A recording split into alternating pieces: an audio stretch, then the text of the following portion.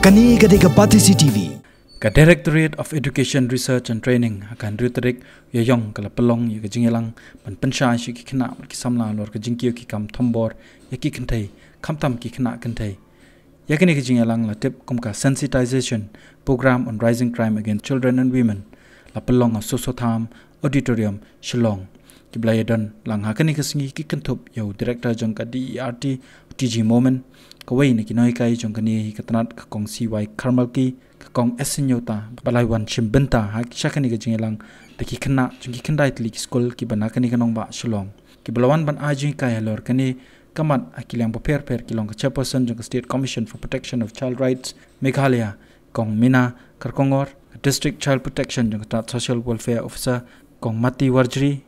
kadkhot jong Meghalaya State Commission for Women ka advocate Rebina Subba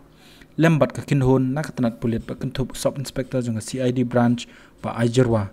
ka sub inspector jong ni ga juk snat pulit kong DM merbo bat kwe kimat kibla ajing kai hakani ka singi ki kantup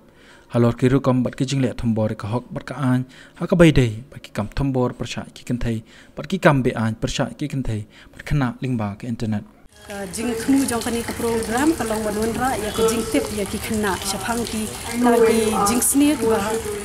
life ho ja ki badan hapo ka society ki jong ni kumnu ba kin ya da ya la die na kita ki jing sneak ding ba ki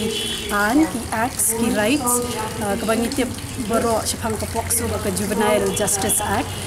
kum joru menta ka ba kham kirni bhag ri ka cyber crime lingba jong ka cyber crime department hapo jong ka CID police department ni wanlam ya ki resource person nang te khna ba ki la ban ki ka ya ki khna chaphang ka social media ka jings niu ka jong ka kumnu bakin penlat ki khna da ka bakin num pendang kam bakla ya social media Kani Gadega Pati CTV.